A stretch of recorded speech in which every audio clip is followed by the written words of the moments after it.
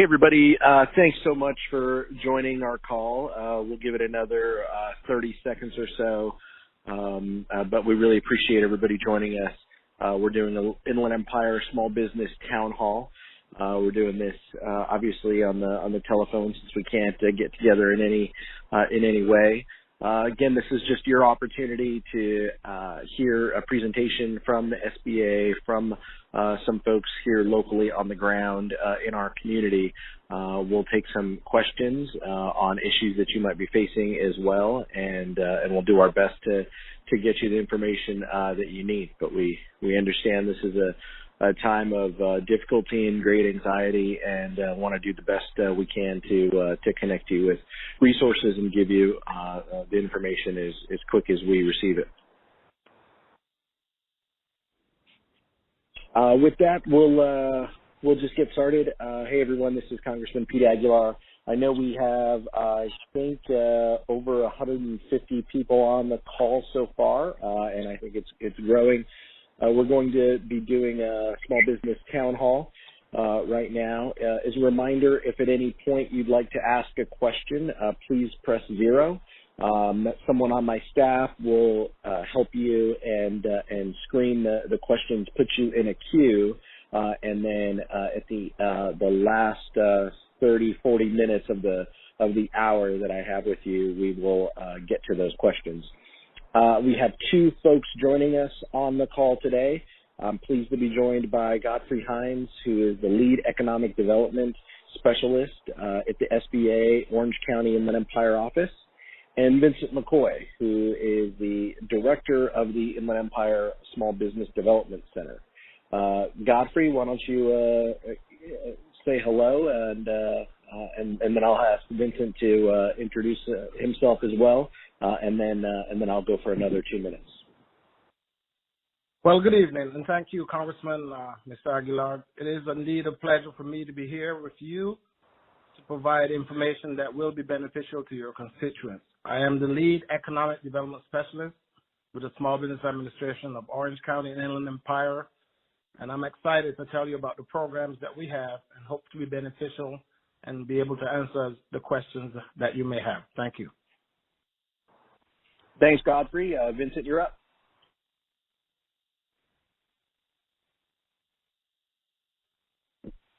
You might need to unmute your line, Vincent. Okay, I apologize. I'm Vincent McCoy. I'm director of the Inland Empire Small Business Development Center. We are an SBA resource partner, which means that we receive funding from the federal government, and we're hosted by Cal State San Bernardino. And as such, we provide counseling and training to existing and startup small businesses throughout the 2-county region. And our purpose here is to assist the businesses in understanding what opportunities there are for disaster assistance and other assistance as well. And in cases where we need to, is to help them walk through the process of doing the application or finding places where they can apply for assistance. And I'm happy to be here. Thank you. Thanks, Vincent. And again, to those participating, please press 0 if you have a question. And throughout this call, we'll try to connect you with information that you need. I'll just go briefly and say, as many of you know, on March 27th, the House of Representatives passed the CARES Act. It was signed into law shortly thereafter by the President. This bill included $375 billion in funding for small businesses. This was $350 billion for the popular PPP program that we will be talking about, but it also included fully forgivable loans as well, which is the PPP program of up to $10 million to help small business owners keep up with payroll and operating expenses. The bill also funded the SBA Economic Injury Disaster Loan Program, which is a low-interest loan program that had a portion as a grant, a $10,000 grant as well for small businesses to stay afloat. Right now, both of these programs have been frozen until Congress appropriates more money. They have expended the resources that have been given to them. I'm working with my colleagues in Washington to make sure these programs are up and running. and as soon as possible, but I wanted to make sure that you had all the information that you need in the meantime. This way that we can ensure that the funding is restored and we can utilize these benefits. One of the things that we continue to push for as a part of this is ensuring that we have a little bit more visibility on the PPP program, who is benefiting from that, where those loans have gone, making sure that every portion of our community has equal access. We've received some state breakdowns of those resources, but I'd really like to make sure that the Inland Empire is getting our share of those resources, and so we continue to ask for more data before we allocate those dollars. With that, I will turn it over to Godfrey, who can walk us through some of the resources available through the SBA. And a quick reminder that if at any point you have a question, please press 0. Godfrey, go ahead, and you can run through your slide deck now. Thank you, Mr. Congressman. Well, good evening, all. And once again, it gives me great pleasure to be here to explain the programs that are offered through the SBA, which is the Small Business Administration. Basically, the SBA is assisting our businesses with 3 main programs, and we are also providing assistance to those businesses that currently have an SBA outstanding loan. Now, the very first program I'll talk about today is our Economic Injury Disaster Loan Program. That program offers our small businesses a loan of up to $2 million. The interest rate is 3.75%, and your repayment terms can either be 15 or 30 years. Now, as part of the CARES Act, the SBA was authorized to allow an advance of up to $10,000 per applicant or per business applicant. Now, many wonder, is it just $10,000? The SBA was calculating the up to $10,000 based on the number of employees of that business. So $1,000 per employee, up to $10,000. And that money, that advance, is fully forgivable. Many call it a grant. We do not call it a grant. We call it forgivable assistance. So up to that $10,000 can be forgiven. The balance of your loan could be paid up to 15 or 30 years at 3.75% interest. About that program, it doesn't cost you a thing to apply to that program. The application for the Economic Injury Disaster Loan is on the SBA's website. I will share that with you at the end of the presentation. But you apply online through the SBA's web portal. You receive a confirmation number, and that number tells you that your application has been successfully completed. Now, initially with the advance, we were instructed that our businesses should receive that money within 3 to 5 business days. It has taken a little longer because our system has been very, very well received and very much overwhelmed. So last week and this week, Mr. Congressman, we are proud to say that we have received notification that some of our businesses have received the advance funds, and some other businesses have received the Economic Injury Disaster Loan. So we know that it is getting to our community. Now, getting back to the Economic Injury Disaster Loan, up to $10,000 advance, $1,000 per employee. And who can apply for this program? Now, this program is available to all small businesses with 500 employees or less. And we have had the question, can sole proprietors or independent contractors apply? The answer is yes. Self-employed individuals can also apply. Also can non-profit organizations organized under 501c3 of the IRS code. So basically all of our businesses have an opportunity to apply. And that was the first program that was implemented by the SBA. The deadline for applying under the Economic Injury Disaster Loan Program is December the 31st, 2020. And your first payment under the Economic Injury Disaster Loan will be deferred. So you do not have to run out and think about making a payment as soon as you receive that loan. The other program that we have and that we've offered to our businesses for those who were waiting a response on the economic injury disaster loan was an SBA Bridge Express loan. Basically a loan of less than $25,000, but has to be offered through a bank with which the business has a banking relationship. So you have the opportunity to apply for the bridge loan. And as soon as your economic injury disaster loan is approved, you can pay off the bridge loan using your economic injury disaster loan funds. So those are two initial programs that the SBA offered. And now I get to the program that everyone wants to know about, which is the payroll protection program. And as it clearly states, the intent of this program is to assist businesses so that they can have the employees paid. So it is anticipated that with this program, which offers up to $10 million at 1% interest rate, and the term is 2 years, but if these funds are used with the intent of providing employment, and I want to make this clear, it states under the final rule that it's 8 weeks after your money has been dispersed by the bank, you must maintain your payrolls at the levels they were and the number of employees at the same levels they were prior to February 15th of 2020. So we're looking back before February, and after you receive the monies, you will have to maintain the level of employment and the payroll level for 8 consecutive weeks. The question has been, when does these 8 weeks begin? They begin after you get the money. So if you get your money in the end of May, your 8 weeks start at the end of May. The program deadline for applying for the payroll protection program is June the 30th, as it stands today, June the 30th, 2019. And most of our businesses may ask, how can I apply for the payroll protection program? The payroll protection program is going to be administered through your banks. Local banks, maybe your current bank, or it may be a bank that you haven't done business with before.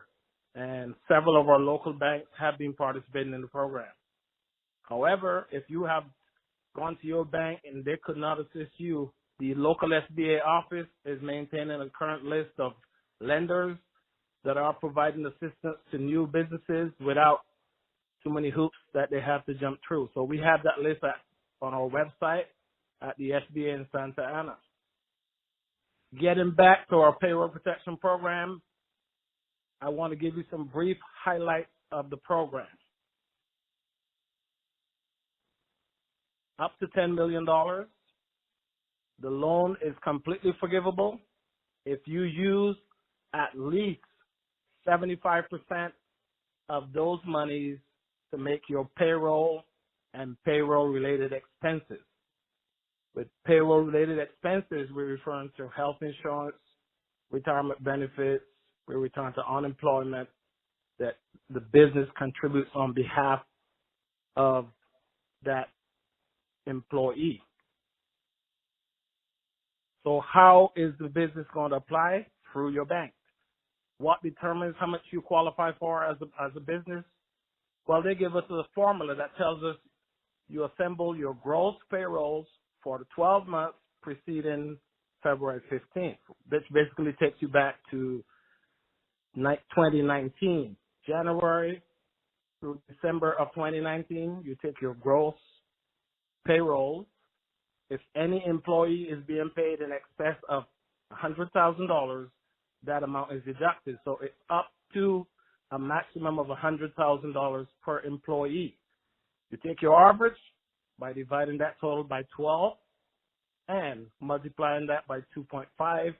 That should basically give you an idea of what you should qualify for under the payroll protection program. Now, I must make a distinction because there's been the question, can I use one or the other? And all of our businesses qualify for both programs. You can apply for both programs. One, the payroll protection can be used mainly to cover your payroll expenses, and your economic injury disaster loan can be used primarily to cover your working capital expenses. So you can have both at the same time, but if you have used the economic injury disaster to cover payroll and you wish to have that payroll forgiven under the payroll protection program, you would have to refinance that first loan under the economic injury into the payroll protection program. So you'll bring it over. Whatever you have spent in payroll under the economic injury will be forgiven under the payroll protection. So those are the biggest programs that we have. As the Congressman has clearly stated today, our portal is not taking applications, but if you have applied, have no fear. As soon as funds become available, the SBA would continue to process your applications in the order in which they were received. So there's no need to go back and submit a second application as of today. If you requested the advance of funds, you are good to go. If you applied early in the process, which was up as of March 18th, then we suggest that if you did not include a request for an advance of funds, which was not available at the time, that you can go back into the new portal once it's up and make sure you complete an application. The process has been streamlined from the initial application. It has taken about 25 to 30 minutes to complete the current application on the SBA portal. They're not requesting too much documentation. On the economic injury disaster loan, anything over $25,000, they are requesting a guarantee or collateral. But anything less than $250,000, they're not requesting a personal guarantee or your assets. Under the payroll protection program, as we all know, it's the loan that's guaranteed 100% by the SBA. So you are not required to have or submit or provide any collateral. You're not required to provide any personal guarantees, and the borrower or your business are not required to pay any fees or any lender fees. Whatever fees are incurred in the process of that loan are paid by the SBA. And under the payroll protection, if you were left with a loan outstanding, the first payment of that loan is going to be deferred for 6 months. On the economic injury disaster loan, your first payment is deferred for 11 months, which basically means you make your first payment a year after you have drawn funds from your economic injury disaster, and it's deferred for those first 11 months. Now, those are the 3 loan programs that we offer. In a nutshell, basically, because in the essence of time, I'll answer your questions when we get to that point. But for existing SBA borrowers, if you already have a loan with the SBA, and some of our businesses do, you have a current what we call 7A for your operating or 504 real estate loans, those loans will automatically be deferred for a period of up to 6 months, and the SBA will pay the principal, interest, and all fees on those loans. So SBA is going to cover those loans for the next 6 months. If you have a current disaster loan, you were affected by a previous disaster and you have an outstanding disaster loan, we suggest that you contact the Disaster Loan Assistance Office to check the status of your account. And SBA will not cancel, any outstanding payment plans that you have. So if you have payment plans with the SBA, your plans are deferred, your payments are deferred. When the time comes, you get back to making your regular payments. However, if you have an automated payment, which means that the SBA deducts money out of your bank account or a reoccurring payment, what we call a PAD here at the SBA, you would have to make sure that it's canceled. Otherwise, that money is still going to come out of your account. So if you have an automated payment set up, you need to cancel it during the time of the deferment. When the deferred payment period is over, you can go back and set up that reoccurring payment again. So that's advice for those who have reoccurring payments. At the end of the presentation or in the question and answer section, I'll give you information about the disaster loan servicing centers that you can contact to find the status of your existing SBA loan. The deferment should be automatic. You should not have to call and request a deferment on your current SBA loans.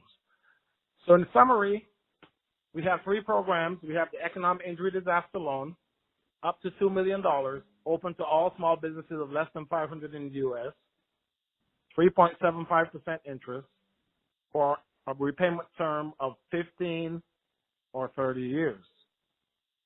First payment is deferred for 11 months, basically 1 year. The application process is done on the SBA's website. It's an automated system, no documentation to submit. You page through the application. I think it's about 8 pages, takes you about 30 minutes. When you're done, submit. You will receive a confirmation number. That number guarantees you that your application has been submitted and accepted by the SBA.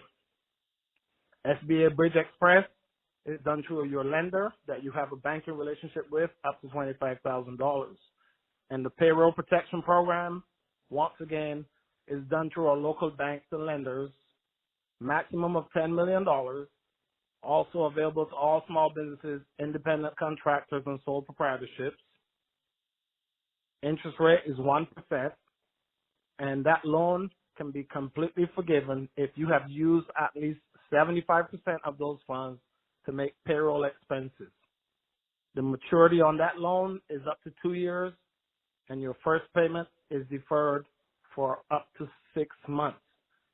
With that, Congressman, I'm happy and I'm excited that I've had the opportunity to present the SBA's programs to your constituents, and hopefully I can answer all of the questions that may be presented at the end of this call. Thank you.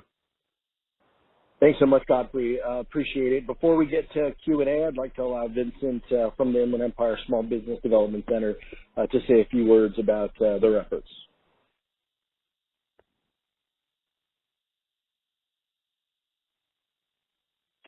Thank you. So in the midst of this virus situation, I wanted to make sure that everyone knows that while we are not working in our offices, we are available. And in fact, we've seen that we've done 200% more clients in the last 6 weeks than we did last year. So we're responding to people on a real-time basis. And the way that people can reach us is by calling our number, 951-781-2345 or 909-983-5005, and schedule an appointment. And we will get back to you with an appointment time, and then a consultant will call you and work with you, whether it be getting disaster assistance or any of the traditional programs we have. Another thing that we do is, as our network, we do daily webinars that are available to anyone, where we try to address questions and provide information as we receive it about the disaster assistance programs. And with that, I'm open to any questions you may have. Thanks so much, Vincent. Really appreciate it. We're going to get straight into questions. As you know, some of you sent us questions in advance, so I will do one of those right now, and then our first question up after I go will be Katie from San Bernardino. But Leanne from Rancho asked Godfrey specifically about EIDL, and you mentioned that $1,000 per employee. Initially, the program is, as we described it in Congress and as it was initially rolled out, was $10,000 in a loan, as you mentioned, a forgivable loan. So, can you talk about when that changed and some of the concerns about EIDL from that perspective? When did that go to $1,000 per employee as opposed to $10,000? Well, as far as from our perspective here at your local area office, we follow the guidance as received from our headquarters. And you're correct, Congressman. Initially, the guidance was it was $10,000 per application, and after the second phase of the CARES Act, which takes us back to the beginning of April, we receive through our guidance that it was $1,000 per employee, not to exceed $10,000. Now, involved in the process of making the guidance, I'm only here delivering what is instructed to us. So that was the guidance that was provided to us. And the question has been asked and forwarded up to our headquarters, and we expect and we hope to get a response so we can provide a better understanding to our constituents as to, when and why the change took place. We know that it changed. Why it changed, I'm not aware of that. That is a question beyond me, and I'll have to get some further guidance on that. Okay, got it. I can work to help get an answer from DC as well. I appreciate it. Why don't we go to Katie from San Bernardino? Katie, hi. go ahead. Thanks. Hi. Can you hear me? Okay. Yep, we can hear you. Thank you so much. Great. Thanks so much for taking my question. My question also applies to the EIDL loan. I applied before the March 27th CARES Act and the change in the SBA application process. So I missed the opportunity to receive that up to $10,000 advance that would become a forgivable assistance. I am about to be funded, possibly even as soon as today or tomorrow, and so I'm curious to know how I am able to access that potentially $10K of forgivable assistance, and the fact that my loan is already about to be finished. I got an email asking me to reapply for that, but I don't want it to affect the loan that's about to be funded. Godfrey? Yes, sir. Thank you for the question. Basically, what has happened, the SBA's application process has evolved. It has changed 3 times as of March 18th, and the recommendation is you will not lose your place in line, but because the advanced part of it only became available as of March 30th, they have advised, and we have advised our businesses to go back in and complete the online portal, that new streamlined application. And there's a box that allows you to check you want to be considered for the advance. Now, that will not negatively impact any previous application that you've had. Actually, it will not impact that application. It just gives you that opportunity to apply and be considered for that $10,000 advance. Given that it was not included in the initial application process, nor in the second phase of it, that's the only real opportunity that you have, and it takes you about 25 minutes to apply. So that's why the email encourages you to go back in. It is not going to impact your first application whatsoever.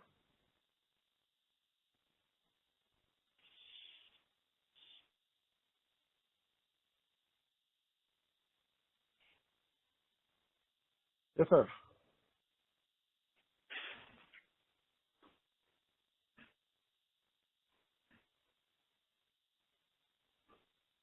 Hello?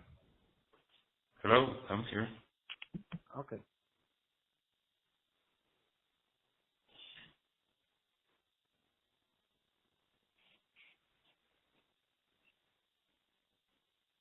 I'm sorry. That was me, guys. I was on mute. Can we go to Daryl from Redlands?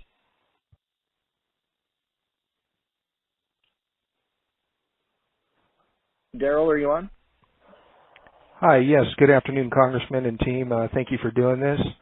My question came about through a client who was approved for the loan, received the loan docs, and realized through their attorney that the language in the loan docs did not address the forgivable part of the contract. And the bank informed my client that if they want the money, they have to sign the docs as is, even though it doesn't address the forgivable part. How's that going to be rectified in the future, do you think?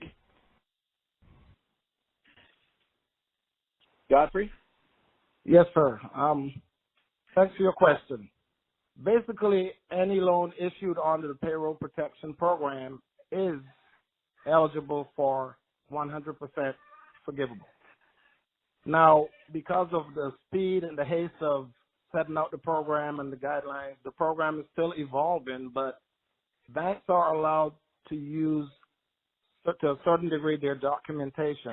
That does not mitigate the fact that upon the end of the 8 weeks, and this business provides the documentation to support the payroll part of it that they have represented, the SBA will determine the forgiveness, not the lender. So as long as it's made under the payroll protection program and the business complies with the requirements as stated in the CARES Act of having employees on payroll for 8 consecutive weeks after funds are dispersed, then the SBA, upon receiving that documentation, is going to count that loan as forgivable. So ultimately, the forgivable part of it depends on the SBA, not on your lender.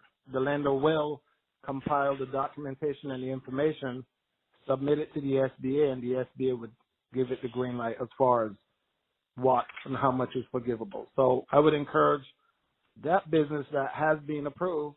You know, there are a lot of businesses waiting in line to try to get funds. If you have the funds, the SBA is going to give the bank 100% guaranteed, so the bank really doesn't have anything to lose. And the business person knows that at the end of the day, the SBA is going to determine what and how much of the loan is forgivable. That would be my best response to the business person today. Thanks a lot. Let's go to Bud from Fontana. Hi, and thank you very much for for having this, first of all, and for allowing me to ask my question. The 75% is pegged, as we understand it, towards maintenance of employment. One of the outside provisions, of course, is that people are sheltering at home. We happen to have a business that is essential, so all of our employees are able to be at work. But if they are uncomfortable, they are also given the opportunity to stay at home. They can't work from home for what we do. And I'm concerned that these are conflicting policies. So I need to know since we have been approved for a PPP loan, we are concerned that if our employment goes down because employees themselves have decided to not come in, how that will affect that PPP loan's forgiveness. Thank you. Thanks for the question. Godfrey?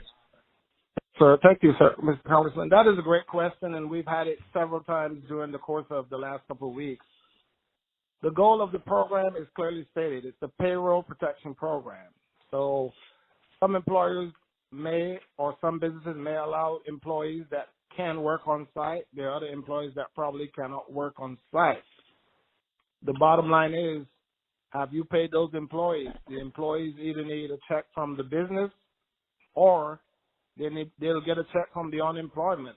But the payroll protection is going to evaluate your employment status and the amount of employees that you've had on board prior to February 15th.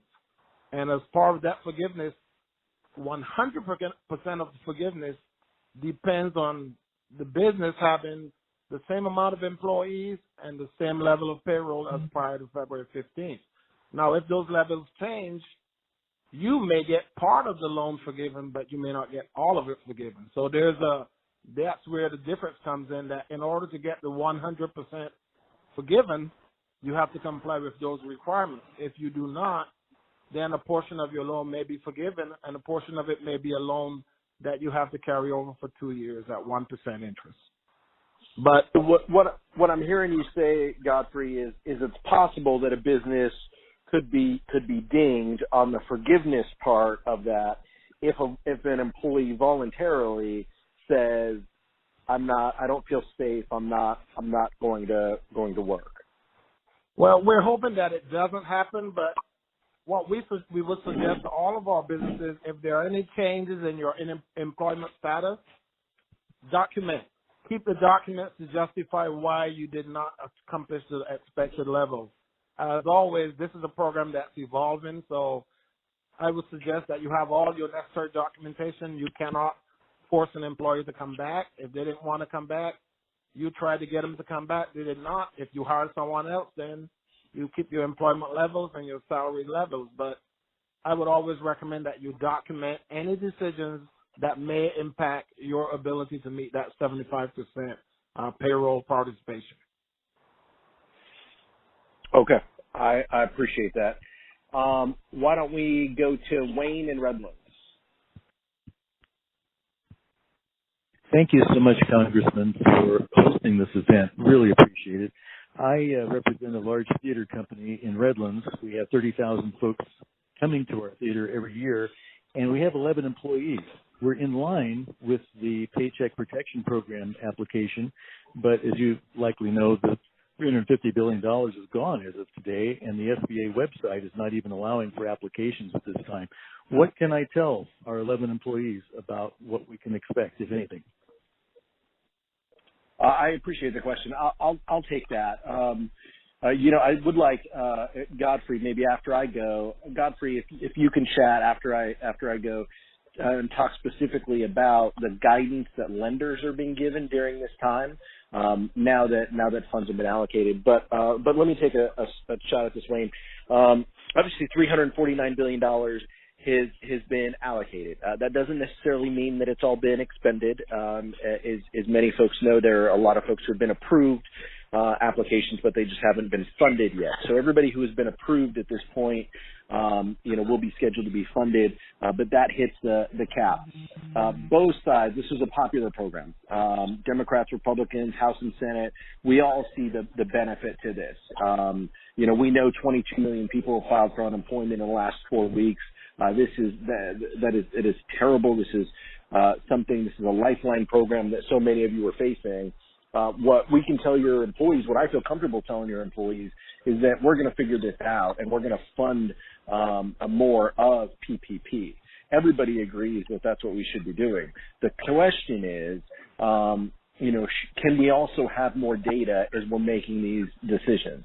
I've asked specifically, not from Godfrey, but from the SBA kind of mothership, can we see more real-time data on who's applying to ensure that folks from across our region are receiving this benefit?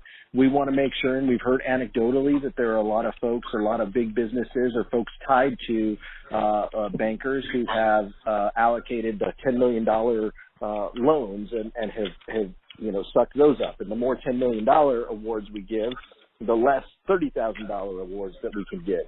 So we just need to make sure that the program is equitable. We've also carried forward proposals, and I know one of our questioners had this as well. We would like to see that there is community development financial institutions, CDFIs, and community development corporations should also be allowed to put folks into the stream of loans, of forgivable loans. So we'd like to see just a broader access because we know a lot of banks who are going through this are just overwhelmed. We also know that there are structural barriers that prevent banks from helping someone who they do not have a business relationship with. We would like to tear down that barrier.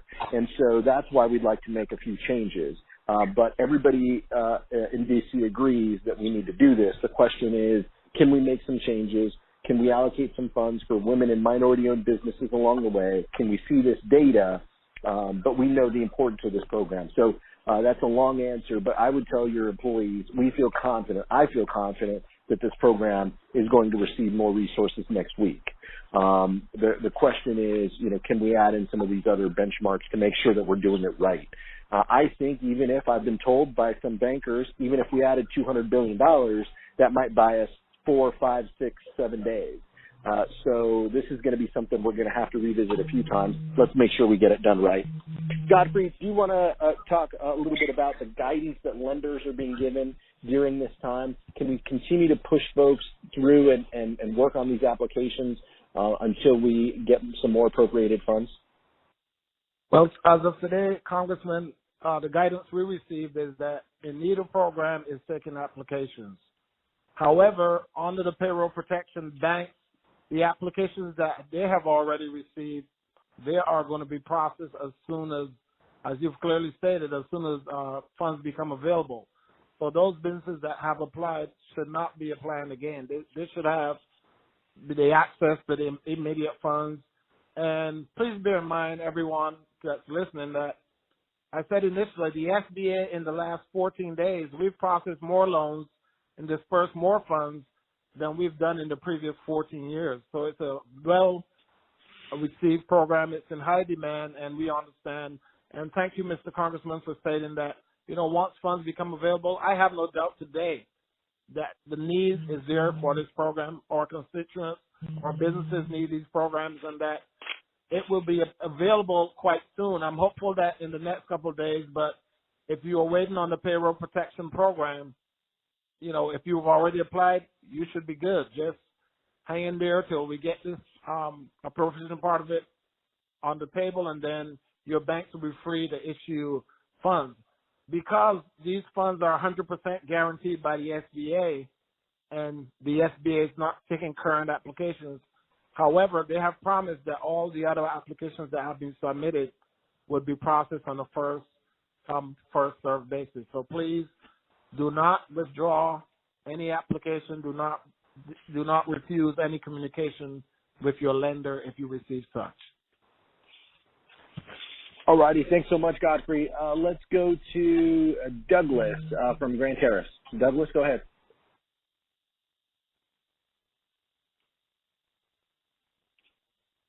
Douglas, are you there?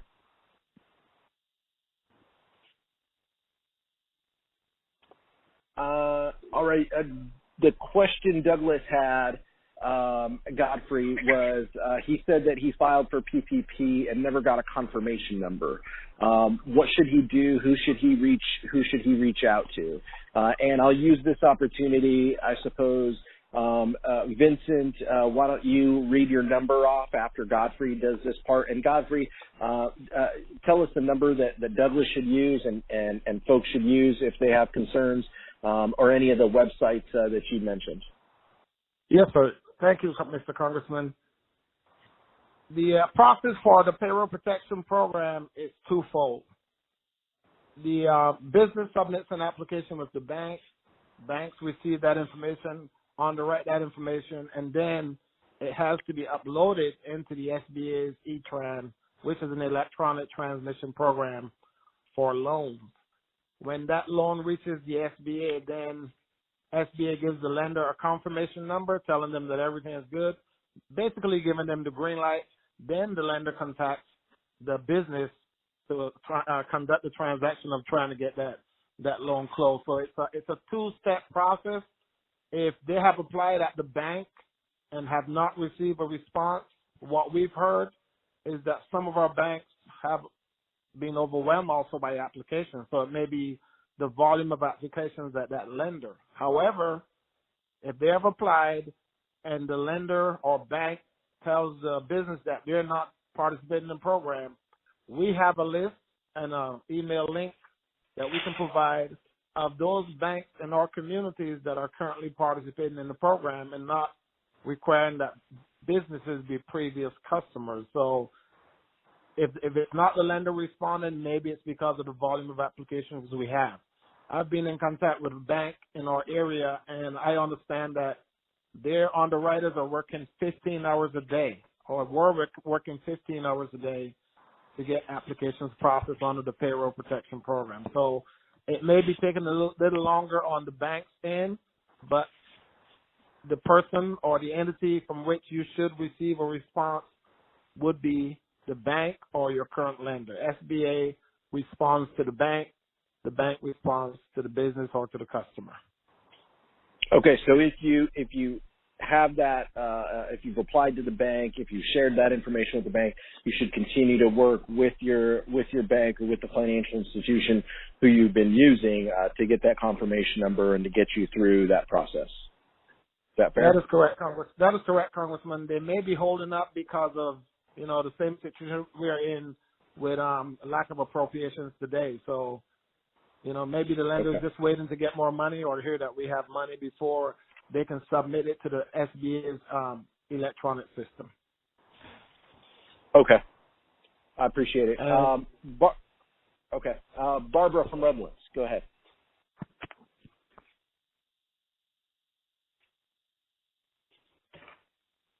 Barbara, are you there? Oh, yes. Can you hear me? Yep, we can hear you. Go ahead and ask your question.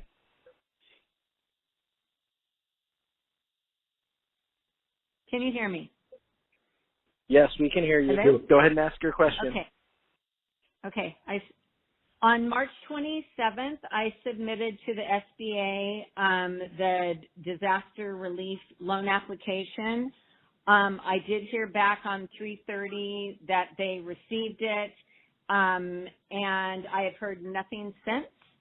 And on April 7th, I applied for the Payroll Protection Act through Chase Bank, which is where we do all our business banking. And other than receiving, yes, we got your application, I've heard nothing from them either. So I'm wondering if you know an estimated timeline. And the part two of my question is, if they've received it, do we qualify under the money that's already been spent, or are we going to have to wait till Congress approves the next spending? Godfrey, do you want to? Yes, sir, Congressman. Part of that, yeah. Yep, thank you. That was an excellent question. As far as the economic injury disaster loan, you said you applied before March 30th, so you were not in line for the advance. If you wanted to be considered for the advance funds, you would have had to go back into the new portal as of March 30th and complete a brief application in order to be considered for the advance. However, in the initial disclosures of the program, the requirements were that our businesses should receive a response on a completed application. So if you did receive a confirmation number, you should be hearing from the SBA within 2 to 3 weeks. That was the initial disclosures that came with the program.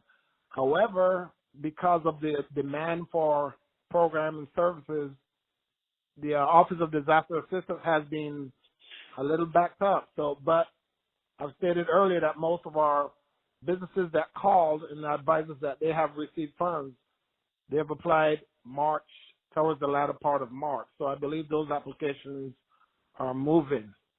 As far as your payroll protection, the lender, after they have received a confirmation number from the SBA and have received that approval, they have up to 10 days to disperse those funds. So it is up to your bank or your lender. If they have received that official notification of approval, they were okay to close on the loan. If they have not, they probably are pending the official notification from the SBA. So yes, it's stressful and disheartening that you haven't heard anything yet, but from what you've stated, I believe you should hear soon. As soon as our systems are green lighted again to go, you should hear from both the economic injury disaster loan, and your lender should be in queue to provide you with the payroll protection, because the time frames seem reasonable based on the initial guidance that we received. Okay, thanks a lot. Before we go to April and Rancho, Godfrey, can you give the any numbers or websites again, and then Vincent, I'll have you do the same. Okay, if you have not applied for the disaster assistance, which is the economic injury disaster assistance, our website, you can find it's the secure, which is HTTPS, your two backslashes, www.sba.gov/funding program. And okay, that's Vincent, the SBA's website. Okay, Vincent, you want to leave your number, and you guys are mobile, but returning messages as well. Certainly. You can reach the Small Business Development Center at 951-781-2345 or 909-983-5005. If you also want to go to our website, is www.sba.gov. www.iesmallbusiness.com. Great. And forgive me, Appreciate it. Congressman, I didn't give my personal phone number and my email. I'd love to give that in case our constituents want to contact me directly. I'd be glad to answer additional questions. My office number is 714-560-7441. And my email address is Godfrey, G-O-D, F as in Frank, R-E-Y, .Hines, H as in hotel, I as in indigo, N as in Nancy, D as in David, and S as in Sam. Godfrey.Hines at SBA.gov. Thanks so much, Godfrey. April, go ahead. Yes. Hi, Congressman and panel. Thank you for doing this. So my question is two-part. First, me and my mom applied for the EIDL loan, the injury disaster. She is a small business 1099. Is there a preference? Are they processing applications based on whether you're incorporated or if you're a 1099 sole proprietor? Are any sole proprietors getting loans? And then second, on the slide, page 5, it's saying that homeowners and renters need to register with FEMA and get a registration ID number prior to applying for the loan. We did not do that, so is that going to affect our application? I'll be glad to take your questions. First, on the economic injury disaster loan, loans are processed in the order that they were received. So it shouldn't matter that you're a sole proprietor or 1099er or you have 200 or 300 employees. There should be processed based on the dates that you applied. Now, that is how the program ideally should be working. As far as the registering as a small business, I went back and checked on my slides, checked on the information, did some more research, and unfortunately, I've been in conferences the entire day, but not stressed over that part. That was in place at the number you submitted a completed application. You cut out there briefly, Godfrey. Can you repeat that again? Just that last sentence.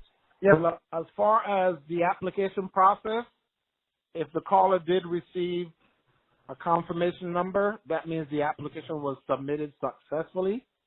So there's no bother to go back and worry about not securing the number. Programs, the information is updated and it's evolving continually. So we're looking at what was there at the time of your application. If you applied and it gave you a confirmation number that your application was complete, do not bother. Everything is fine.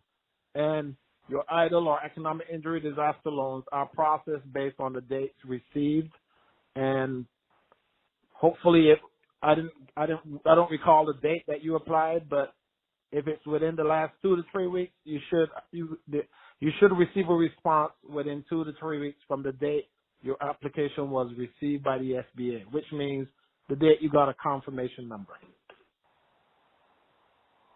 Okay. Next, let's go to Larry in Redlands. Larry, go ahead. Thank you, Congressman. I appreciate you and the gentleman doing this. I had applied on the 30th of March for the EIDL. I've since heard that I need to reapply, although I'm going on here trying to look at the SBA's website, and I don't see anything any links to do that on. Is that app new enough, or do I need to do something different? May I answer? Yeah, go ahead, Vincent. Yes. Mr. Hines pointed out, if you receive a confirmation number, you should not have to apply. And one thing to look for is if your confirmation starts with a digit 3, the number 3, it means that you applied under the newer system versus the older system with SBA. So you shouldn't have to do anything if you applied on the 30th, because as of the 30th, the new system of application for the EIDL was in place. Larry, does that sound right? Okay. Thank you, Vincent. That sounds right. Okay. All right. Al from Redlands. Al, I think you've applied and received both the PPP and the EIDL loans, correct? Go ahead, Al. That's correct. Yes, Congressman. I applied for the EIDL first towards the end of March. Received a pretty quick response that they received the documents and that I had a verbal response from them that we had been approved and with an amount. And at that time they didn't have the $10,000 portion. And then a couple weeks process of going back and forth and then finally getting docs and then finally funding earlier this week on that one. I didn't get the $10,000 on that advance. They just funded the entire thing all at once rather than doing an advance and then the balance of that particular loan. On the PPP, we did we went with our local community bank and they asked us for initial documents early before the 3rd, which was the date that they could submit them. They put everything together and submitted on the 3rd. And then came back to us, I believe it was on the 6th, that following Monday, and said they had changed the application, so they needed some new documents. So we did that, and then pretty quickly after that, we got an approval, and we were told that we would have the documents. We got the documents last week, and it funded. Well, we got final approval on Friday, and then it funded on Monday of this week. So both of them went through pretty easily, pretty basic. It's just the communication on the PPP was much better and quicker than the other, and it's because of it's a local bank, and we were right here with them. So the experience went really well, and it's very useful for us because now we have our employees back working in the shop again. We're a very small business, so. Yeah. I know a lot of folks are frustrated and hoping for the same results. So appreciate you sharing that, Al. Thanks so much. Let's go to Armida in Rancho. Hello, sir. Thank you for taking my call. As you know, the trucking industry has really taken a hit, and for owner-operators, it's been especially difficult. Can owner-operators, they have no employees, they're a sole proprietorship, can they still apply for these loans? They still have their expenses and they need an income to support themselves. Will they be able to benefit from, for example, the $10,000 forgiveness loan? Godfrey, you want to talk about EIDL and sole proprietorships? And I'd love to, Congressman. Thank you. And thank you to the caller. Yes to both programs. For both economic injury disaster loan, you are eligible. Sole proprietorships, independent contractors that receive a 1099, you're eligible on the both programs. And you can apply for the economic injury disaster loan, and you can also apply for the payroll protection program. Now, when you go into the application under the SBA's portal for the economic injury disaster loan, you may put number of employees 0, but the system is going to recognize you as an independent or contractor or a sole proprietorship, and it's going to still count you as eligible for that advance. Now, based on previous discussion, I'm not sure you'll get the full $10,000, but you will get an advance, and you are eligible for an advance, and you are eligible for the economic injury disaster loan, and you're also eligible for the payroll protection program.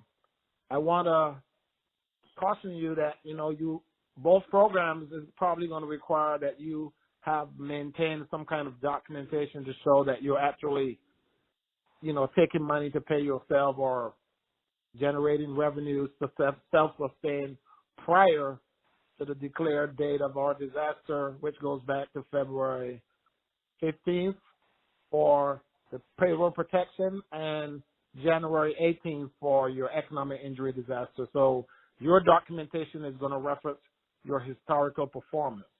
And as long as you have that, you should not have any problems applying for either one of the programs or both.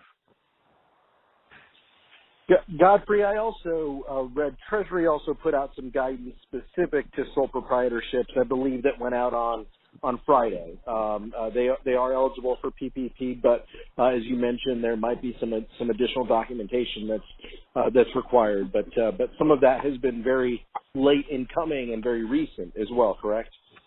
That is correct, sir. Most of the guidance on sole proprietorship and self-employed, as far as the PPP, from the Treasury were, I think, on the 14th or 15th of yesterday. But under the CARES Act, self-employed and sole proprietorships and independent contractors were not eligible to apply for the PPP until April 10th.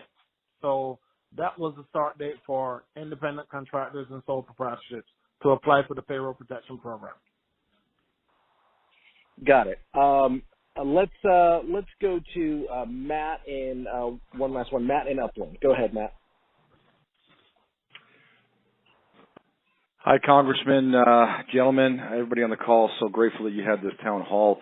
My question is specifically related to the EIDL. I applied for the EIDL on March 21st with the initial application number starting with a 2. I called the SBA for some further guidance when I heard about the $10,000 advance. They told me to reapply, which I did on March 27th. Got a number 3 number. I called in again about 4 days later on April 3rd, and they told me I needed to reapply. And then again, they told me I needed to reapply because they didn't see the application in their system.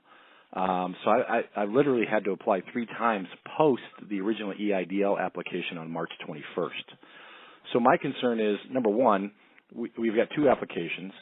They're telling me they're going to merge them. I've yet to see any correspondence from the SBA about any processing of the loan, any type of status of the loan, except to say, please apply for the short form on SBA's website. When you call the customer service line, unfortunately, a lot of those people don't seem to have correct information because I'm getting conflicting information. And as we speak, I was emailing Godfrey regarding this. But so my concern, or my question is, there is no transparency or oversight of this program from the way it seems to me. So, Congressman, I'm curious to know how are you able to make sure that, number one, it's funding properly in a timely manner, because according to the language in the bill, you're supposed to have an advance within 3 days of an application. And here we are. I'm 3.5 weeks past my original EIDL, and I have yet to see anything. So, congrats to Al in Redlands. I'm glad you were able to get some funding. That's awesome. Secondly, I applied for the PPP on April 6th with Chase Bank. Same thing, nothing from Chase. So I'm concerned. I was in the queue for quite a while, and I've yet to see any support from the SBA. So could you address that, Congressman? Sure. I appreciate the question. We write some of these dates into statute, into law, and we push the administration, we push the SBA to get there. As Godfrey mentioned at the beginning, many of these regulations have changed, coming from Treasury and coming from SBA in Washington D.C. I don't fault our local office who's implementing these. And as other folks have shared with me, they're getting bombarded and they're sending emails, they're asking for their confirmation numbers.